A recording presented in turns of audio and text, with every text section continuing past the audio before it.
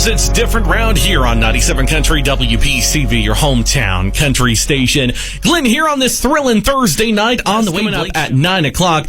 Right now, we're going to do a test of the emergency alert system. This is a system we have so that in the event of an actual emergency, official organizations like civil authorities and the Federal Emergency Management Agency, or FEMA, can use this system to relay helpful information to keep you and your family safe. You're going to hear some weird noises. Don't worry, there's nothing to worry about.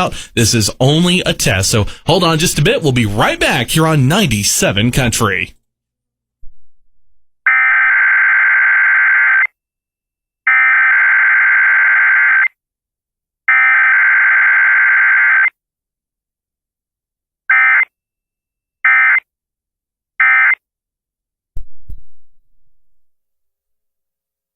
This has been a test of the emergency alert system. Hi, Benny Jr. here with Bartow Ford. It's been a wild ride the last couple of years in the automotive industry.